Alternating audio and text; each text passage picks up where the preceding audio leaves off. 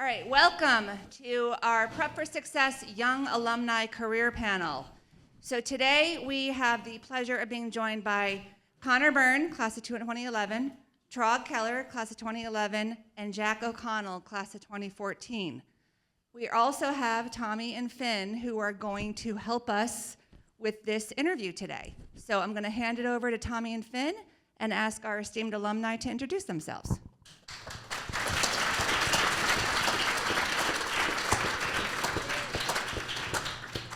Good morning, everyone. First off, we'll start with some introductions. Everyone, please just say your name and your college you attended, and what you majored in. All right. Hey, everyone. Good to be back. None of this was here when I was here, so jealous. But my name's Traug Keller. It's like frog with a T. I went to Texas Christian University before it was popular. I'll say that. I majored in journalism and economics, and I'm currently actually working on physical security technology projects with the U.S. government.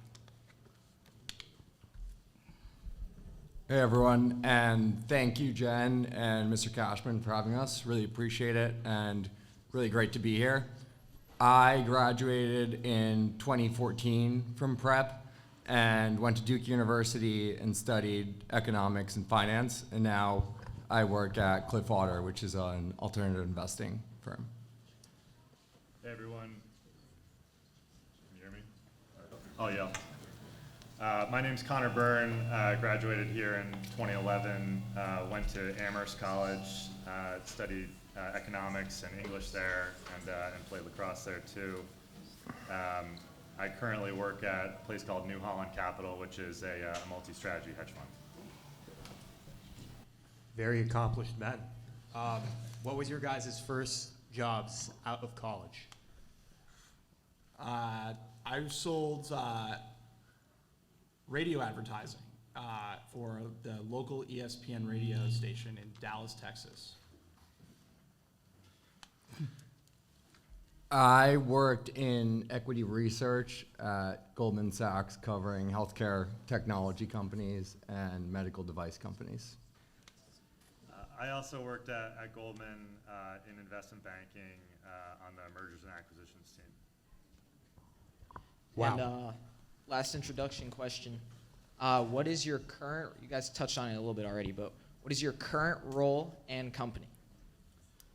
Sure. So I work for a company that's based out of Silicon Valley. It's called Verkada, and my job is to sell into or manage the programs with our U.S. federal government customers. So we make pretty sophisticated like facial recognition technologies, biometric technologies. So scan your eyeball, open a door kind of thing. I make sure that our business is growing, right, year over year from a revenue perspective, but also, managing the programs where our systems are up and running. I've got 89 Air Force bases and, a few thousand facial recognition cameras. If something goes wrong, unfortunately, they'll probably call me first, at which that point I'll hand them off to someone far smarter. Yeah. So my firm invests in private companies, so not companies on the New York Stock Exchange that generally profits between $25 and $75 million, and we either lend them money similar to a mortgage, or we invest in their equity, and in that case we're actual small minorities in the company. Our clients, a lot of these firms have institutional clients. Our clients are more the mass affluent, so think grandma and grandpa, and I invest predominantly in healthcare companies, but also spend time looking at more structured investment vehicles. So that's kind of a flavor for what I do. Yeah, New Holland, we manage a hedge fund. To keep it simple, it's a lot of different teams doing a lot of different stuff across equities, credit, fixed income, commodities, and I help manage those teams. And then kind of like Jack, we've got a private vehicle where we lend against weird stuff like the cash flows associated with a slate of movies or healthcare royalties or stuff like that. Well, it sounds like you guys are very accomplished people, and I mean, you guys had to have some people that helped you get to where you are. So, can you guys share your experience in finding any mentors? Reverse it. Yeah, sure, I'll start. So I guess the two that come to mind, one when I was in college, one of the older guys on the team was in the kind of world of finance.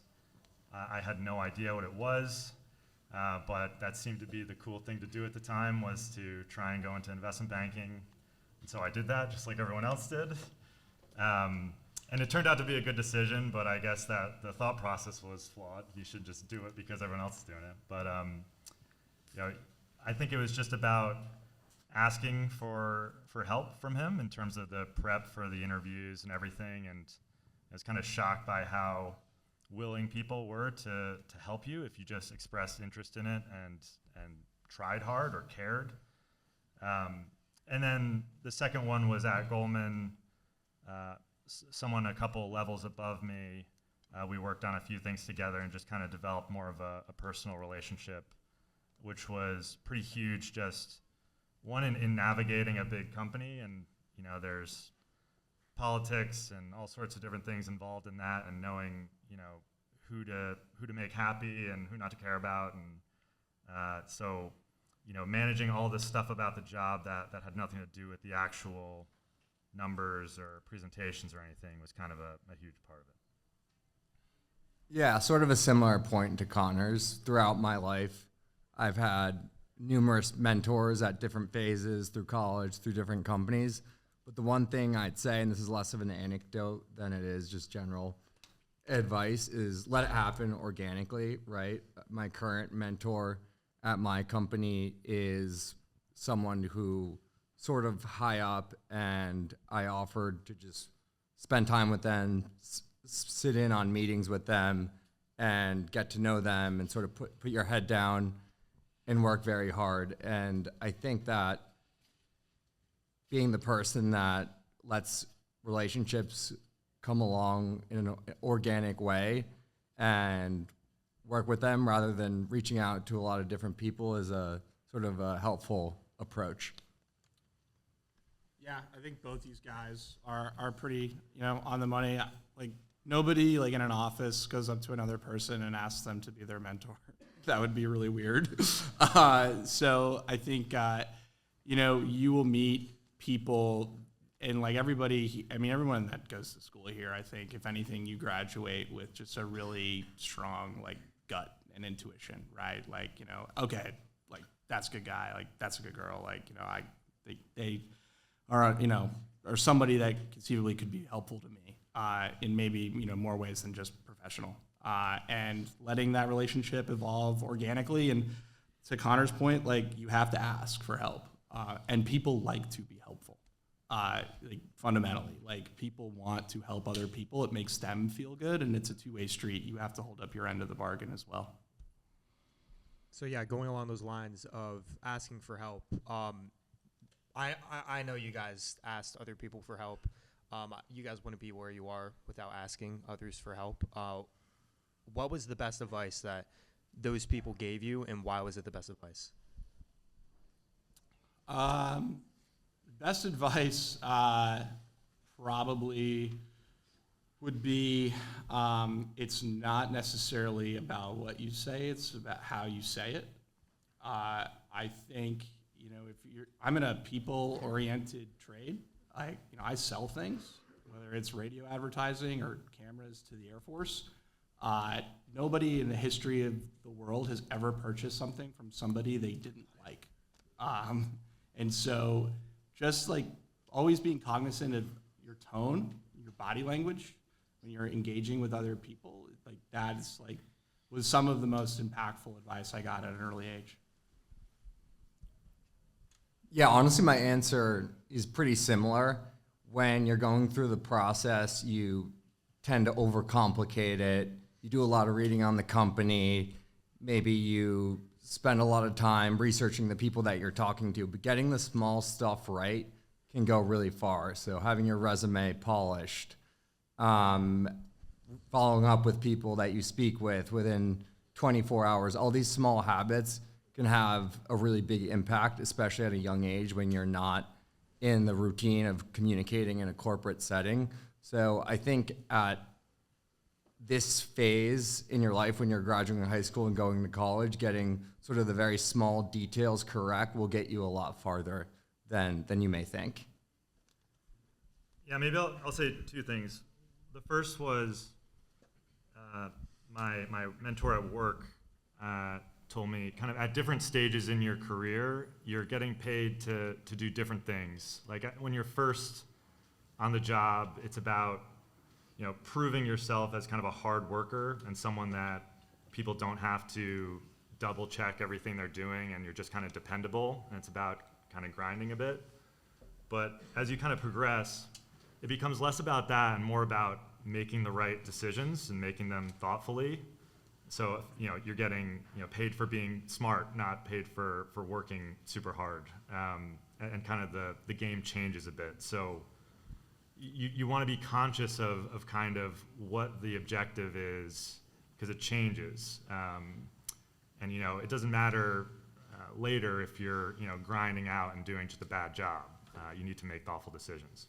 The other thing was, I think in a job environment when you're just trying to please people and get ahead and figure out who's, it can feel kind of transactional, like who's going to be helpful to me along the way. And the mentor stuff is really important, but he said to me, these are years-long relationships where it might not be helpful to you now in the immediate sense, but just being a good person and fostering kind of relationships, it might not bear fruit now, but you never know down the road. Like these things always come back, and it's good to have a network of people that like and trust you. So don't be so kind of focused or short-sighted on what's going to help you right now, but just build a network that down the road will be valuable to you.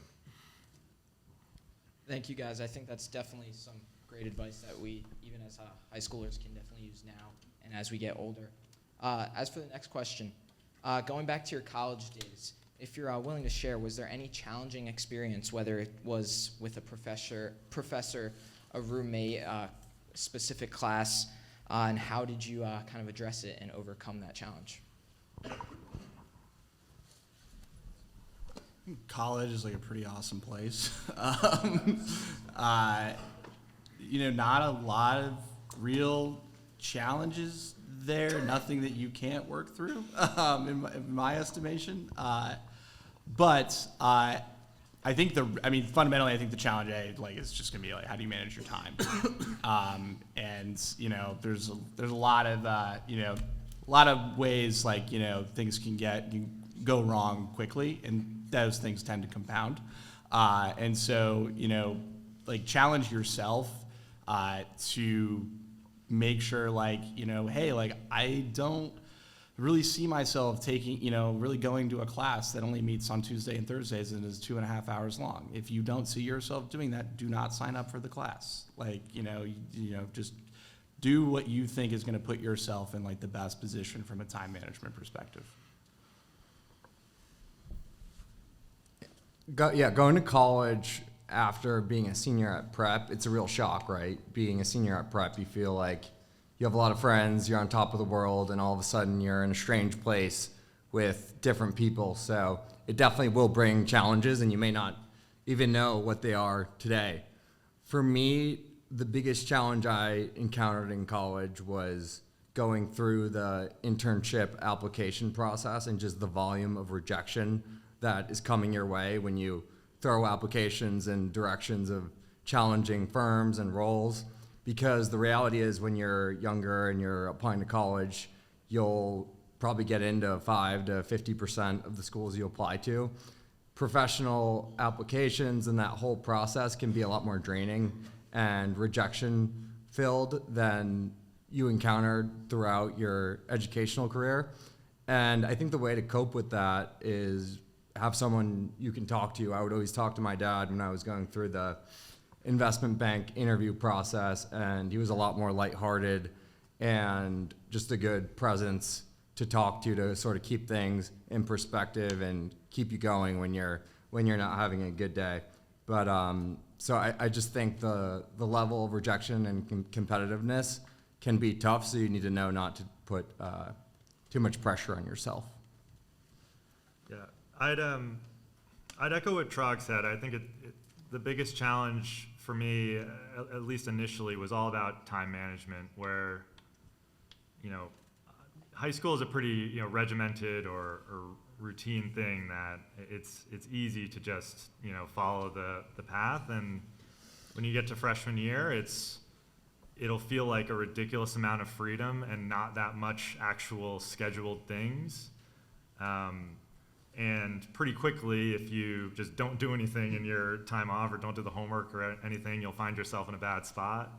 And so it's all about just, enforcing it on yourself, because it can feel like it's almost too much, or I can't get everything done and I'm playing a sport and I don't have time to go to lab or whatever. And I'm here to tell you can do it. It's very, very doable if you're kind of holding yourself in check. But to Traug's point, no one's going to do it for you usually. Like, you'll meet with an advisor and they'll try and help you out, but it's really about you. And that's where having friends or mentors can be really big. If you're having difficulty, you ask. But dealing with that freedom and time management was probably the biggest challenge. Yeah, and if I had add to that, to Connor's point, when you go to college, you have unlimited free time. And we've all seen that guy we went to college with who was a superstar in high school kind of wither away because they're in a frat house 7 days a week and things take a darker turn, right? So when you go to college and you have that level of freedom, you kind of need to know your weakness going into it and be able to mitigate that and promote your strengths. So it's just something to keep in mind, because obviously college is a great time. But you just want to make sure you kind of keep it together.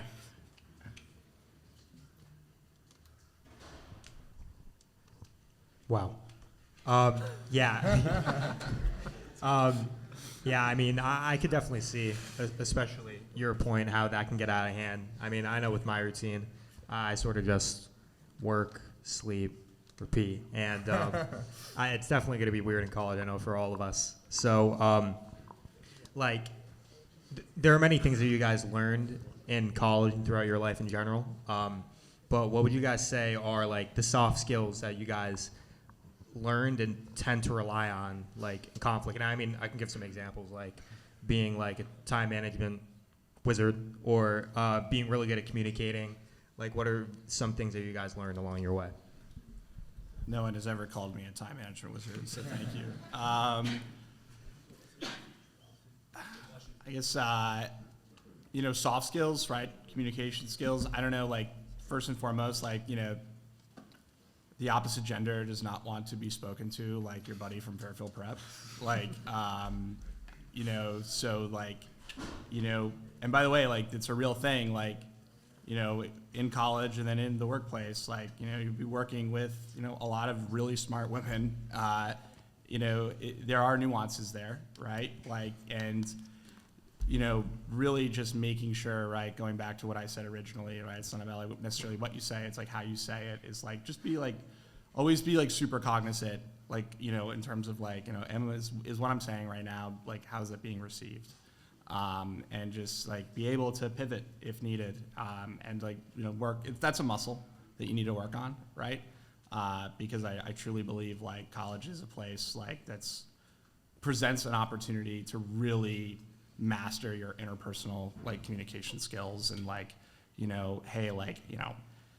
how do I get something right from this person, if it's whether an interview for an internship or we've been meeting with my advisor, can you help me get into this class I really want to get into, I've booked up before I realized I had to sign up for it.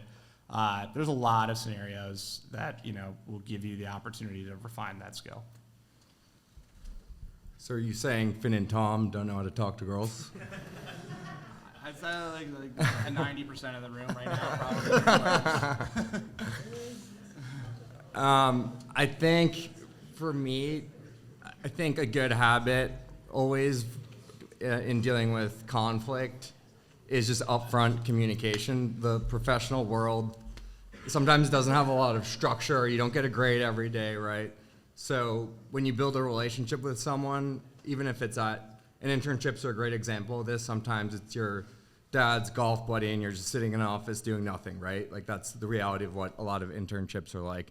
So sitting down with someone at the beginning and saying, hey, in month 1, month 2, month 3, what skills would you like me to have? How would you like me to spend my time?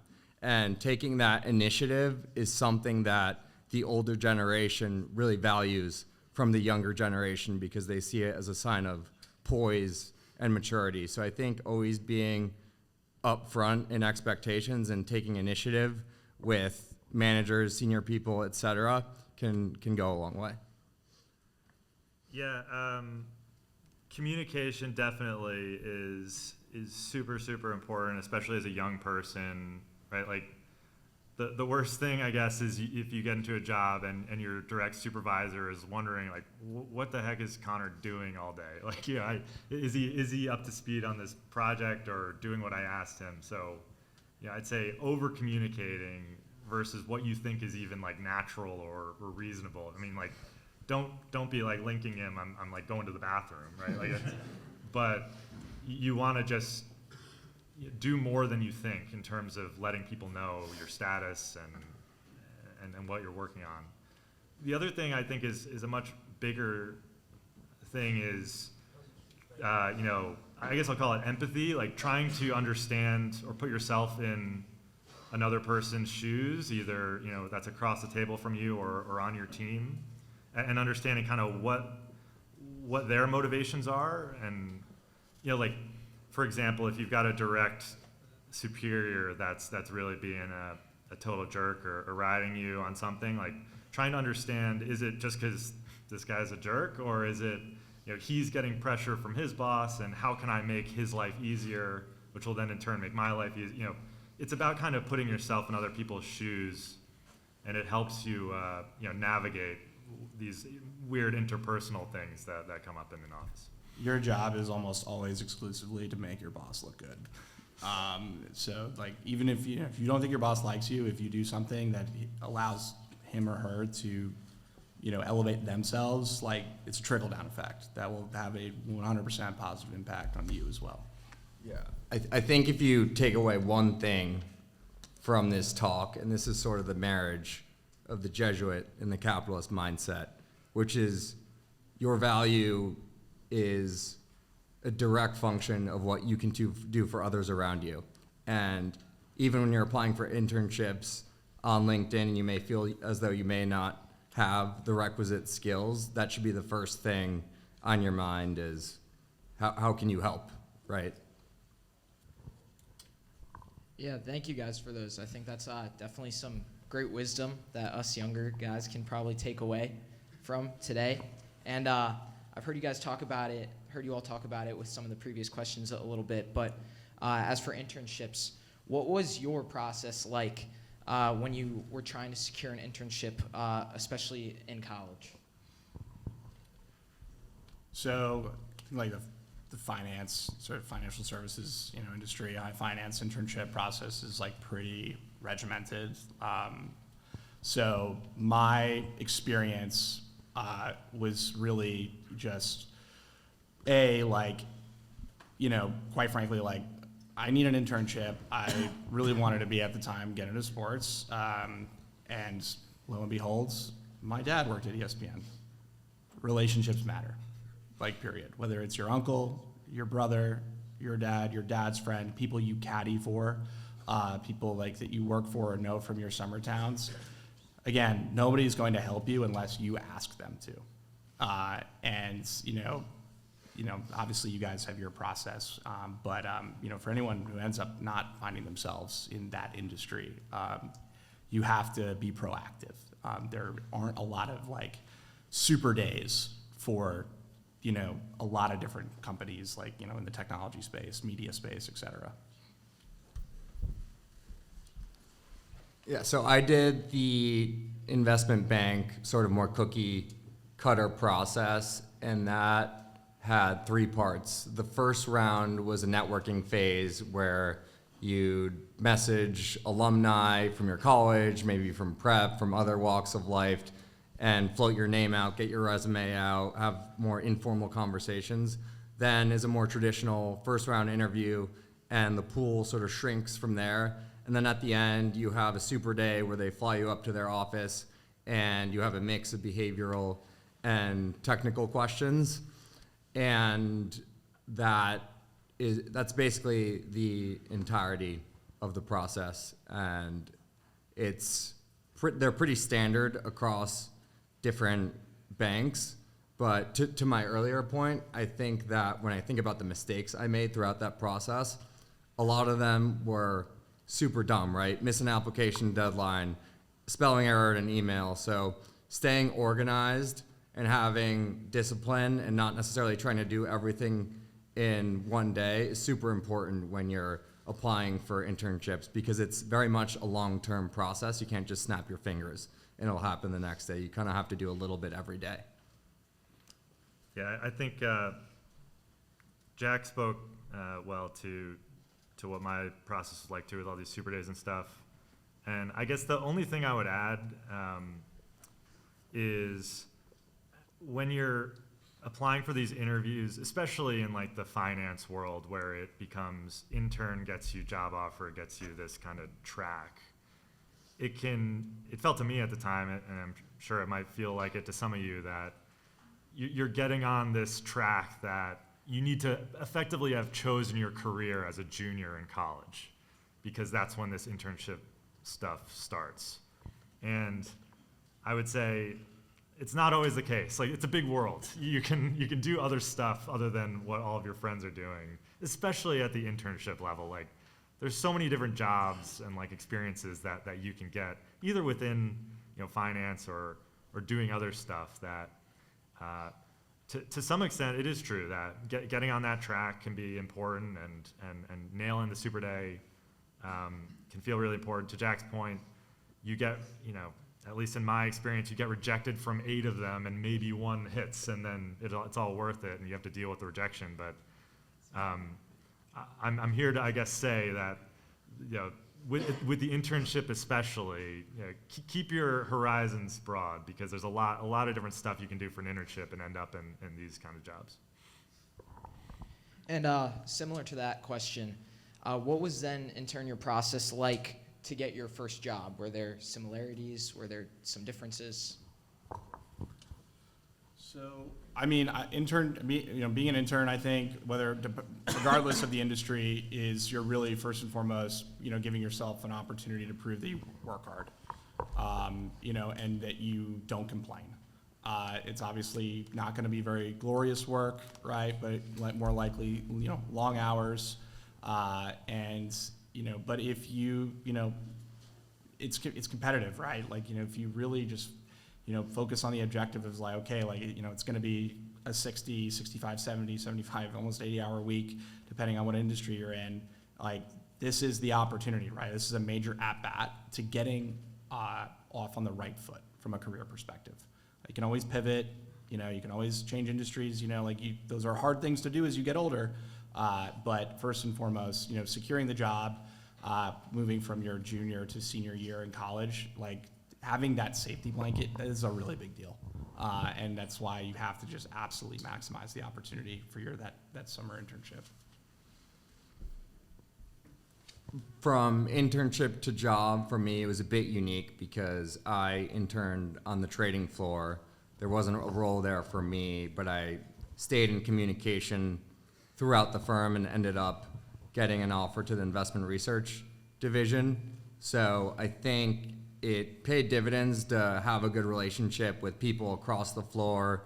People knew me a little, and eventually I kind of caught my break. But I think especially at these big organizations, you have to know that sometimes it's a bit of a game of musical chairs, and if you're embedded within them, you should have at least surface level relationships with a wide range of people. So when a desk opens up or something, you're top of mind, and that just takes a general level of assertiveness and proactivity. Yeah, I think I think Traug touched on it where, and I kind of said it before, where it's like at different stages in your career, you're thinking about what actually matters for me to do a good job here, and it changes. And as an intern, it's really, there's not this expectation that you have some mastery of what you're doing, the actual subject matter of the work, because everyone's starting in the same place, and maybe some kid came out of business school and you didn't, but you learn really on the job for a lot of the jobs, and you don't need this kind of baseline knowledge to start. So it's really about can you really work hard and have a good attitude. It's kind of crazy that those things, you end up being the most important things, because you'd say, well, that sounds pretty easy, like I'll work hard and I'll have a good attitude, and it doesn't matter too much if I, start the job with a knowledge of like what discounted cash flow means, right? Like that doesn't really matter that much. At the end, they'll be making decisions at a table saying, what was your experience with this kid during the internship? And you want people to say, grinder, and always had a positive attitude, and that gets you most of the way there a lot of times. So that was my experience, or someone told me that going in was, yeah, you're trying to learn as much as possible, because that's a big part of the internship is you're learning on the job. But more than that, just work harder than the person next to you, and do it with a smile, even if it stinks. Like, and that translates well. So yeah, that's how it worked for me. Yeah, I mean, it's definitely hard to keep a positive attitude whenever you have somebody that, you may not like. So have you ever had a manager or coworker who you really did not get along with? Maybe I'll go. I've had plenty of managers that I didn't like, or we didn't see eye to eye. And I guess it goes back to the empathy piece, where you need to approach those differently sometimes. So, sometimes you have a rapport with the person, or a relationship where you're in a position to push back on them, or stand up for yourself, and work the relationship that way. And then there's other times where it's just, that's not an option. You're just kind of, eating, what it was giving you, with a smile. And over time, you make the relationships at the job that allow you to work around that, right? Like, if you have friends elsewhere that know the situation and can help you, like, that's very important. But I'd say there's no kind of blanket answer to dealing with that. It's about kind of reading the situation and trying to put yourself in a position such that if it's really like a problem, you've got friends, that either you can work for them or help you address the situation with the person, or otherwise. Yeah, and I think at this phase for you guys, the bigger issue is you show up early on or to an internship and people just ignore you, and you sit there, and you're this sort of prop in the office, right? So I think the way to manage that is try to practice these habits of frequent communication, whether it's once a week, let's grab a coffee, send someone an email of every day of what you're up to, that kind of thing. I think when you're young, it's tough because you may be in an environment with a bunch of people who have been in a field for X number of years, and they may not respect your knowledge, and that's fine. But I think having those sort of basic outreach and initiative skills go a long way. And everyone loves the intern that stays an extra hour, is outspoken but not too outspoken, and really emanates the qualities of a team player, right? Yeah, I think both pieces of advice there are definitely true. Tactically speaking, like, if you feel like you really need to provide feedback to your, direct supervisor or a colleague, that you're, and I would say don't ignore your impulses, but also like sleep on it. It's just patience, can truly be your biggest ally in some of these scenarios. Because if you just go on impulse and want to have a candid conversation and you're not reading the room, and your boss may be having a really bad day, that will go south very quickly. And so just like, you know, be empathetic, and then also I always think it's a great question, you know, I don't see it asked enough, which is, hey, is now a good time, you know, for us, you know, for me to give you a little bit of feedback. That question, you know, will most likely catch people off guard and actually help them get into the right mindset for having a productive conversation. But the worst case scenario is they say, no, but I want to get it, like, let's set up a time to talk maybe next week.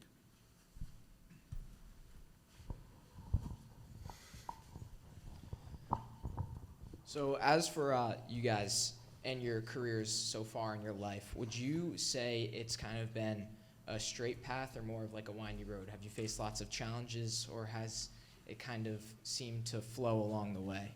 And if you changed career tracks, what prompted that decision? So, I mean, I'm all over the place. Sports, then into, you know, early stage, like pre-Series A, like litigation finance software, then into like 6.5 years at a company that I'm sure many of you have heard of called WeWork. And from WeWork into this, you know, sort of federal government defense space, security space. The through line, though, through all of that, right, is what has helped me get from one industry to another, has purely just been, I'm a salesperson. And I understand what that means. That means that, you know, you give me a widget and you give me a quota, and I will figure out a way to get or exceed that quota. And so the trade of, like, you know, complex sales, which a lot of real estate and, you know, government acquisition is, like that through line has given me flexibility into, like, you know, what product am I going into? So, you know, not very specialized, but, like, you know, these types of sales processes can be. Yeah, I've had 3 jobs in 6 years on Wall Street now, 1 at an investment bank, 2 at investment firms. And I think the reality is the world changes a lot around you. And I think the best advice I've gotten on whether to stay in a career or move careers is be loyal to people and not some abstract idea of a company, right? If someone hires you and bets on you, you should always be upfront, communicative, and decent with them. But if there's an opportunity, the world changes around you, and your skills respond to that opportunity, it is well within your right to explore that. The reality is the days of working at GE 50 years and going into the same job with the same colleagues, those days are long gone. But that doesn't mean you should pack up your bags and move to Miami and work in crypto just because your buddy tells you at the bar, right? There's a balance. Yeah, so definitely not a straight path. I mean, I was in banking for 3 years, doing a couple different things. I went to my current job, New Holland, and then I left it to go to a master's program in financial engineering. Left that, was briefly in the crypto world. That was crazy. And ultimately came back to New Holland, you know, several years ago now, but. Not a winding, not a straight path, a very winding road. But I guess if I take away one thing from it, it's, you know, no matter if you're changing jobs or doing different things, you want to, you know, treat people well and leave them with a good taste in their mouth from knowing you, because things come back around, right? I rejoined somewhere that I worked for a long time. After going on my little rumspringa into crypto and school and stuff, and it all worked out. So I guess if I'm trying to take takeaways, it's 1, treat people well while you're working with them, and 2, just kind of don't think it's a total failure if you take a detour, right? Because you're young, it all works out in the end, right? You can get back on. Thank you. That was very good advice. You know, especially in a world where it's definitely hard to fail, and, you know, coming back from something that you believe is failing is also very hard at that. But a little bit of a different question. What was the biggest lesson that prep taught you that you carry on with you on a daily basis through your personal and professional life? I mean, look, like this place is the best. Like it always has been, always will be. This is an incredibly unique, place to spend, 4 years of your life. The rest of the world is not like this, unfortunately. If it were, things might be a little better. But I would say like my big, I always come back to don't be a 230 kid. Is that still a saying here? 235. All right. Don't be a 235 adult as well. Like, go to happy hour. Like that shouldn't be that hard. But like stay late. Work with like you just really like make sure you're spending time doing things other than just like going to work and like leaving at 5 or 6 or 7 or 8 depending on how much you have on your plate. Make sure like you're there investing not only in yourself but also like in the relationships that you're going to be able to cultivate in these places. And sometimes like you don't want to go to some work event, right? They're not all fun, but like and it might be optional. It's not optional. You should go.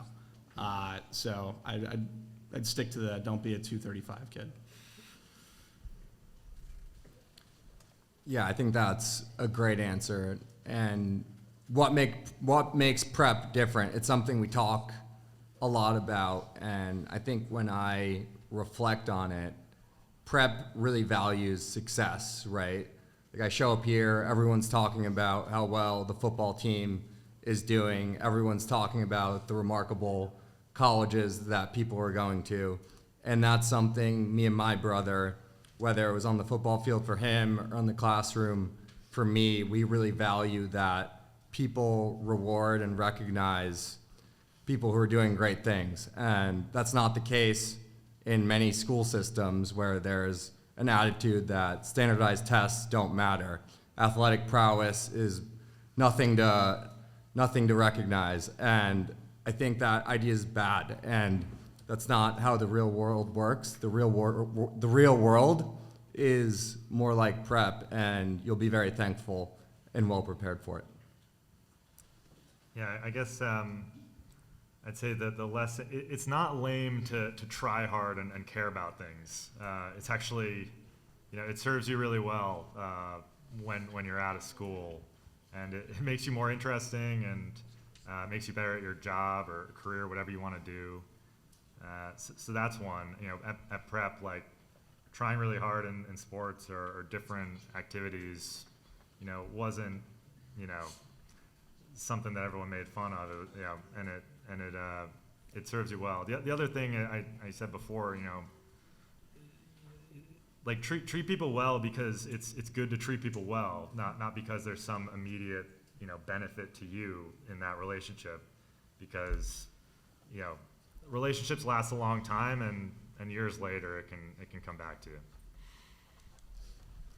Going along what you guys were saying with gaining lessons through prep, what would you say is the biggest piece of advice to us as seniors as we look forward to finish the year and graduate? Finish strong. Don't take your foot off the gas. You might have gotten into college, and you might be ready to go, but bad habits are really easy to form, and they're really hard to break. So just like stay super focused and continue to just have a productive summer. Like I don't know what that may mean to you is something different to me, but like it does. These habits formation is everything.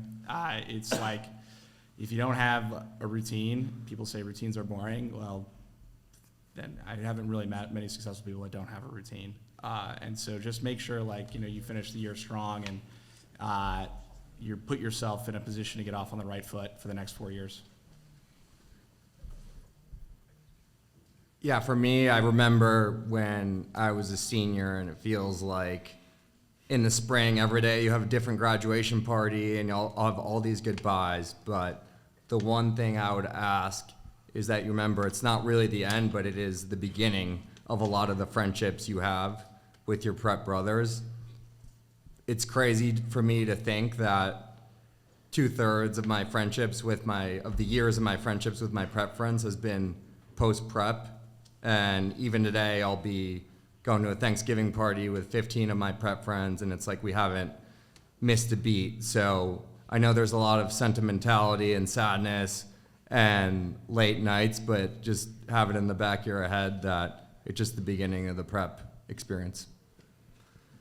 Yeah, I didn't even think about that, but it's true. It's a crazy thing about prep where I feel like I still have, a ton of prep friends, and all my other friends from college and stuff are like, why are you still hanging out with your prep friends? It's wild, and something you should try and do. It's pretty amazing.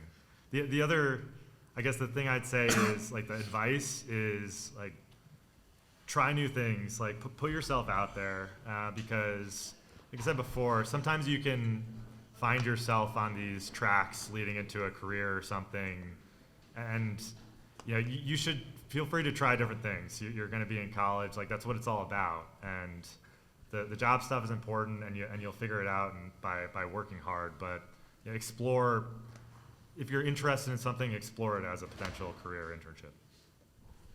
Thank you, guys. That's very good advice. Definitely need to start a routine.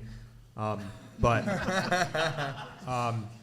now I believe it's questions for everybody to you guys. So ask away, especially you, Tyler.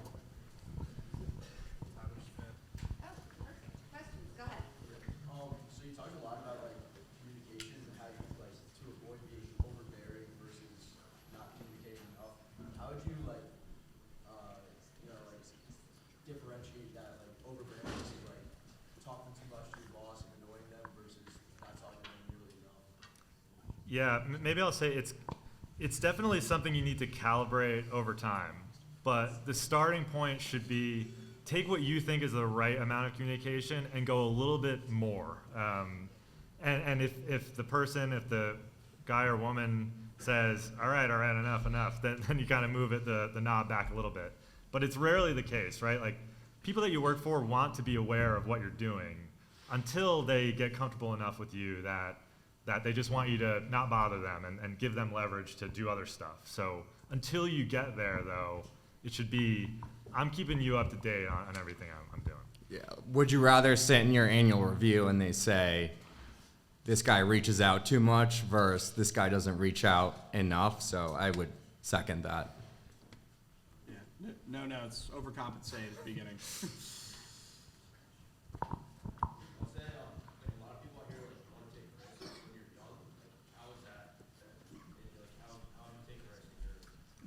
Sorry to cut you guys off. I'm supposed to repeat that for the video, but how do you guys think you should take risks while you're young? So my perspective on risk and career is it's front-loaded and back-loaded in terms of your opportunities. Connor and I were at each other's weddings the last couple of months. We're probably not as risk-seeking as career-wise as we were maybe 4 or 5 years ago.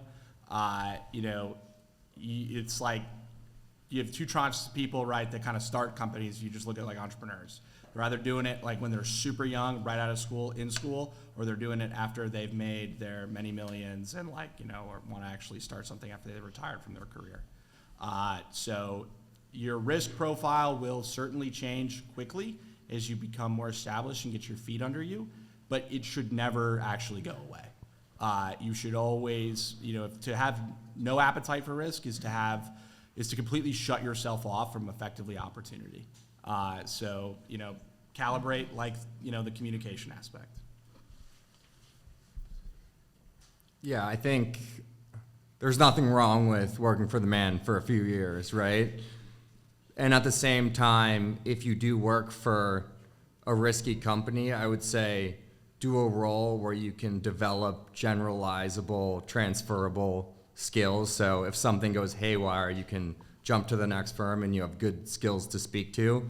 So I think you should evaluate every opportunity in a vacuum, regardless of risk, in light of your tolerance, and you should be looking at the quality.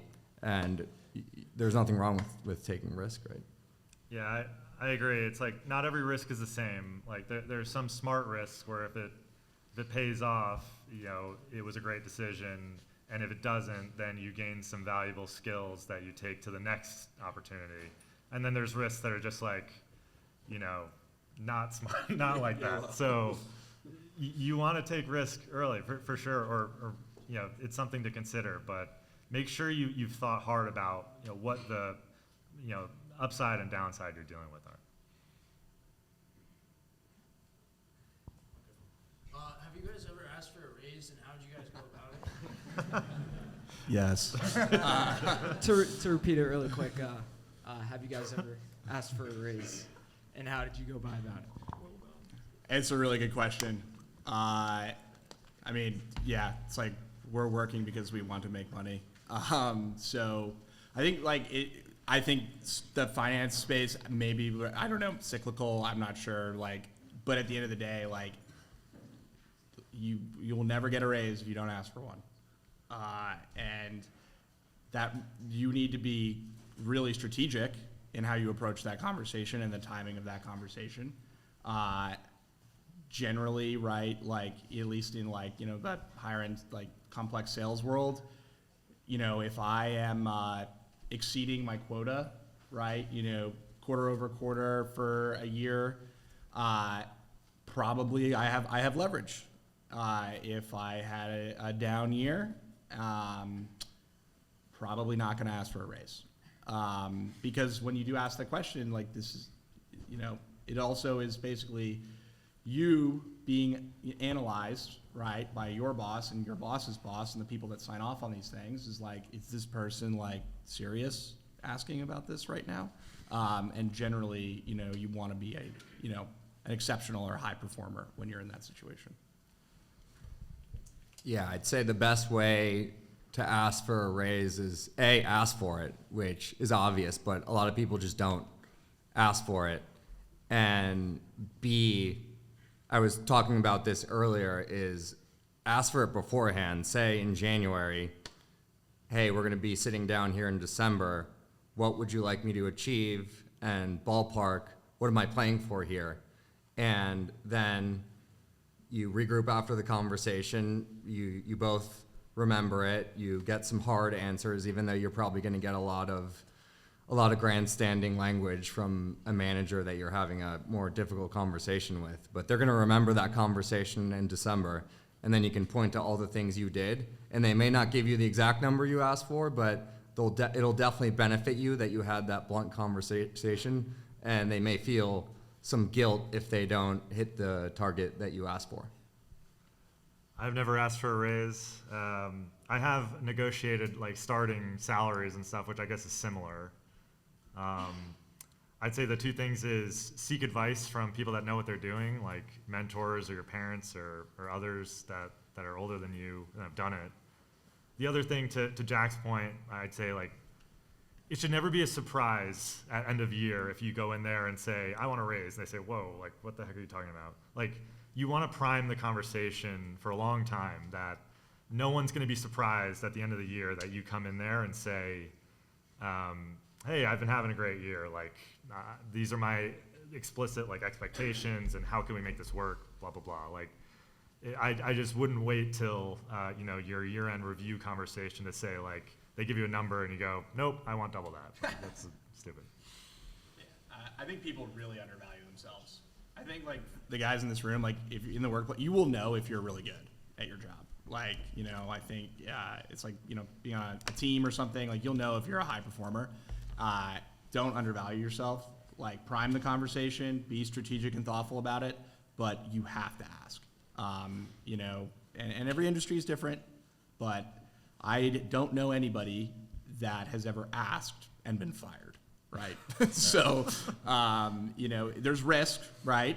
But just as long as you're thoughtful about it, you have to ask. I bet. In the business world, have you guys ever experienced a low point in your career, and how did you deal with that? Are you familiar with WeWork? No, it's fine. So, do you want to repeat the question? Sorry. Oh, Okay. So, yes, I mean, so I worked for a company that just was like the growth was insane. You guys could probably do a better job categorizing what that was, but like basically, we work at one point on paper. From an equity perspective, I think it was April 2018. I had like north of $1 million. And then August of 2018, I had like $35. So that's a low point. But it's all on paper, right? It's funny money, I think Saudi Arabia lost far more than I did. But I think, it's like how do you respond to that is just like it's out of your control sometimes, like have perspective. You're going to work at companies that will have reductions in force. Coworkers that might be friends with might get laid off. Industries have really bad days. These things are almost unavoidable. And I think that they just like put one foot in front of the other, keep moving forward, and always put yourself personally in a position to be okay if something like that happens. That means save money. Right? Like, it's, you can't fly by night and like assume like the job's gonna be there the next week because crazy things like do happen. Yeah, I would say the biggest thing I've had to deal with is just turnover of bosses, and that's always really hard when you have someone who hired you, believes in you, then they leave you and go for another firm, and that's probably happened to me a couple of times. So I think that relationships are super important, and I found that the person who hires you is often the person who has your back the most. So I think sometimes you need to think about who believes in me here, who am I close with, who do I trust, and it sounds Machiavellian and cutthroat, but that can be how the office setting works sometimes.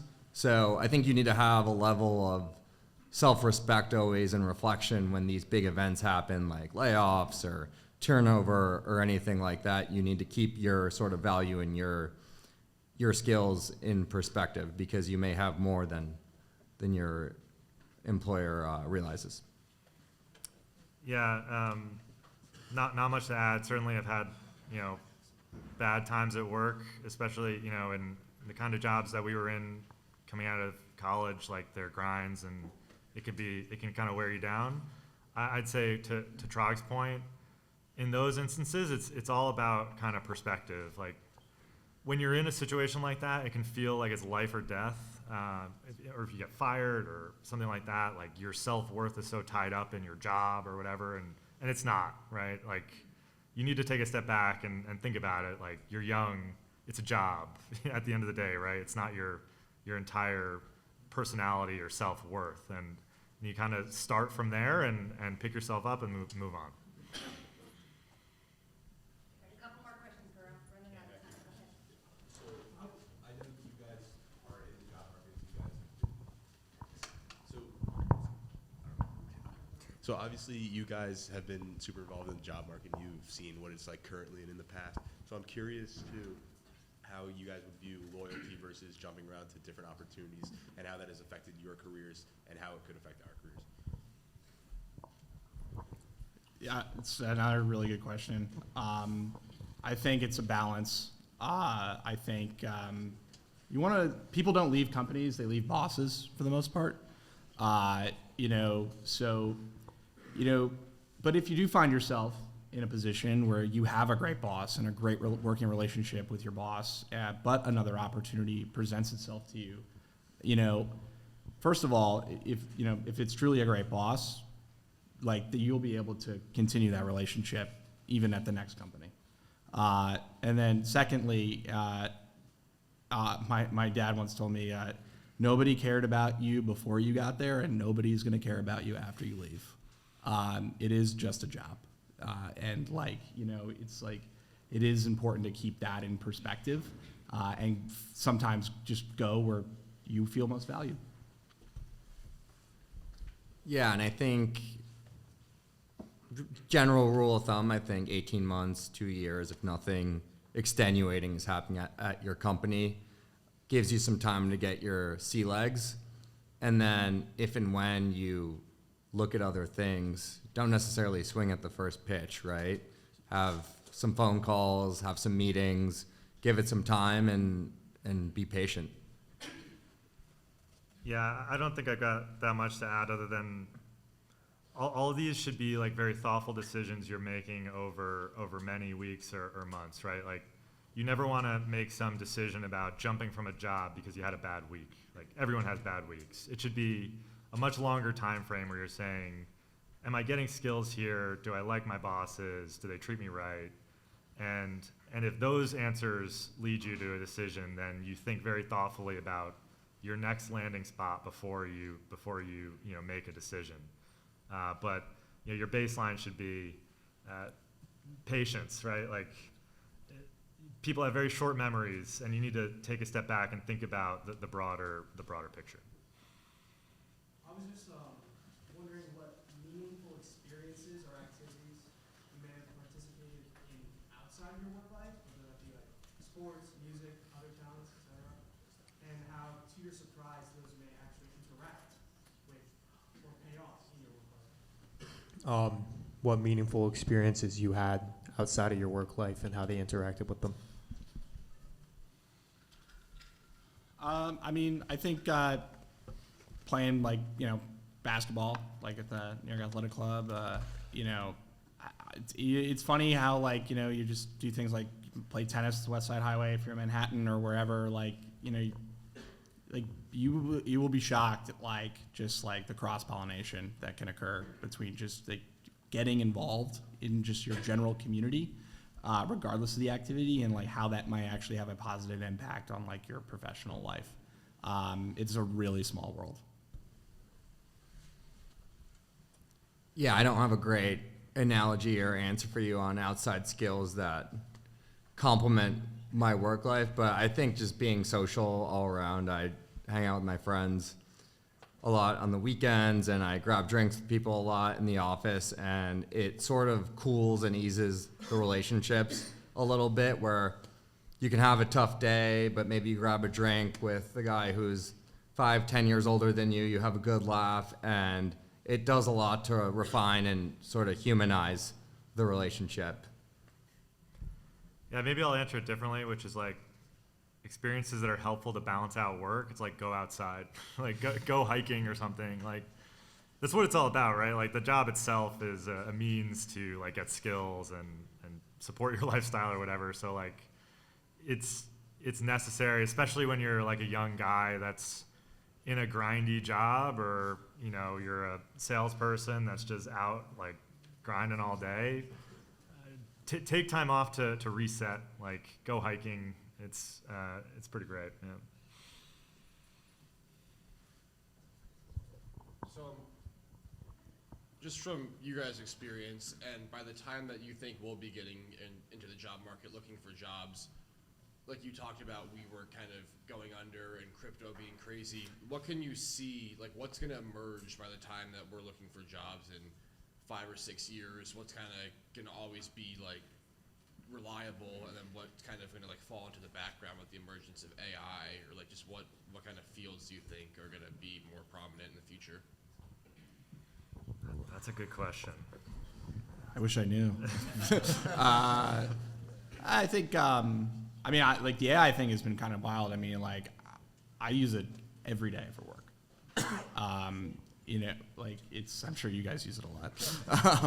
But I use it every day for work. I think it's just, it's going to be pretty nuts to see how that impacts the job market. I think though at the end of the day, companies in this country are always going to be looking for good people that work hard and are creative in how they solve problems.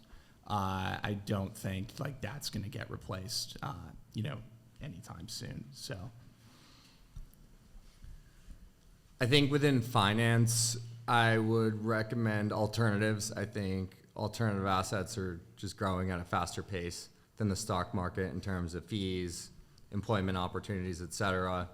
In healthcare, I would say innovation, therapeutics, medical devices, any type of engineering or sales around that is a pretty high growth area. And then within tech, I would say enterprise software, and this sort of plays into the Gen AI theme, is a flourishing part of the economy. So those would be my three.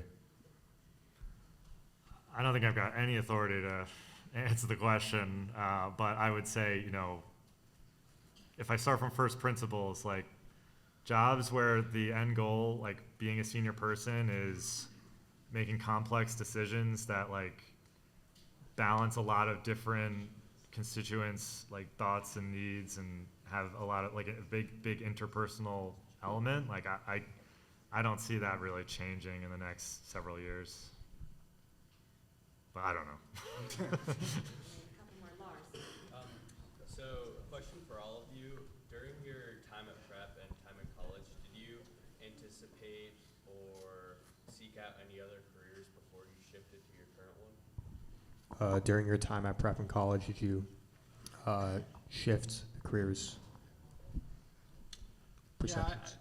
I suppose like it changed pretty, like it changed, a bit. I think base case, I knew like I needed a job, like in an internship, right? And like, not to be completely industry agnostic, but I knew I like sports. Like, okay, we could start there. And so that will, by the way, like that will evolve like over time. And I think in short order too, I think like you might get somewhere and realize like, oh, this kind of sucks. And just like, and that's okay. So just keep your options open and be interested in a lot of different things. Yeah, same answer. It's a balance, right? My search was, I like math, not good enough at math to be an engineer. Finance seems sensible, right? And so you want to be narrow in some sense, but also broad enough where you're not completely limiting your options. So I think you just kind of need to know who you are and then orient your search around that, but without having too narrow of a path.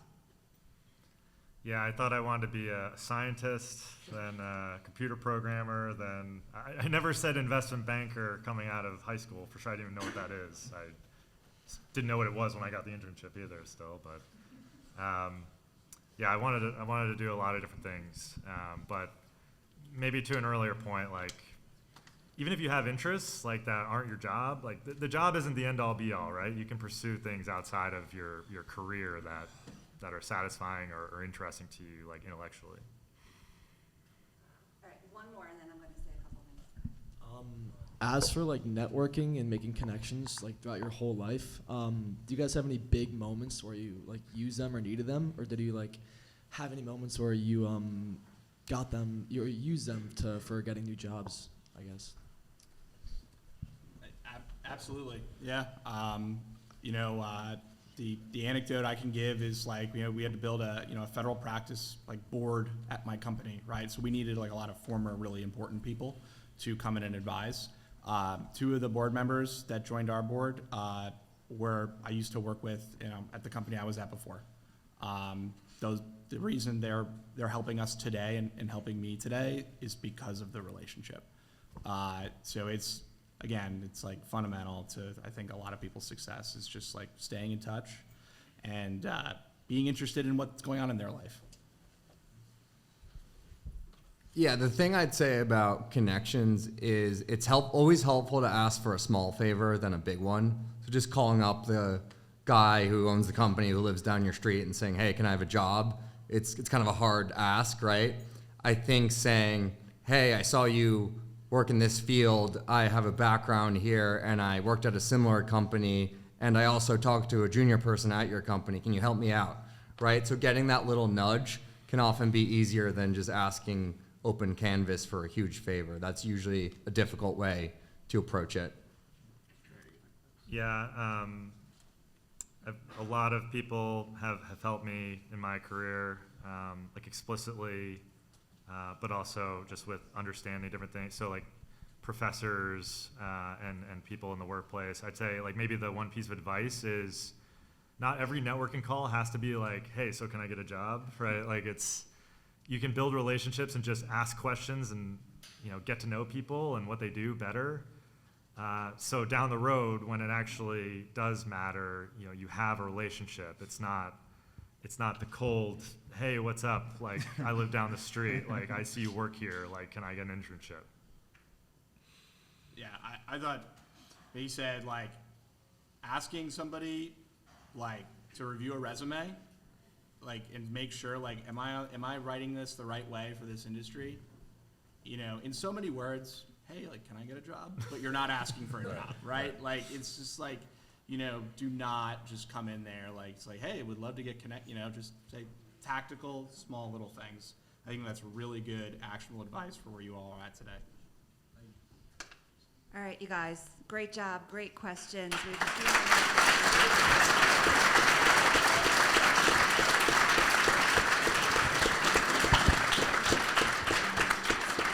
I just want to say just a couple of things, and then I want to thank our panelists. But, many of you have learned that I am the Prep for Success lady, Mrs. Royal. But you may not have known that I also spent 27 years in corporate human resources in big companies in New York and Boston. So when these guys talk about hiring, firing, promotions, pay, salary increases, I had done that for a long time with a lot of guys like this. So I would have been the one they'd have to come to talk to about getting that salary increase, promotion, et cetera.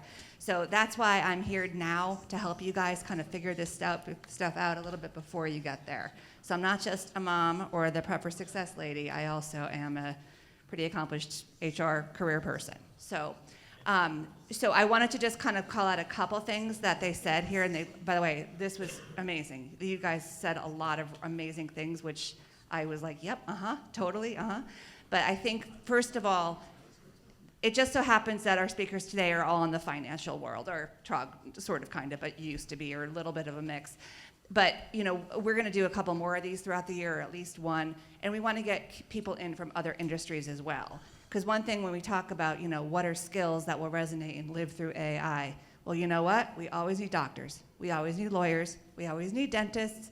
We always need coaches and teachers and all of that, right? So while this panel might have been very focused on kind of more of a high-level professional world, I know a lot of you want to do other things. And that's great, because we need it all. And we need prep brothers to go out into that world and do all of those things. But the skills that we talked about that are transferable across all of these are be a good person, right? Listen, be a good person, communicate well. Everything that these guys just talked about actually do transfer across all professions. So, thank you again to Traug and Connor. Thank you to Tommy and to Finn and Jack, and we hope everyone has a wonderful weekend, and feel free to stay after if you have time to talk, okay? Good job. Thank you. You guys are great. Good stuff.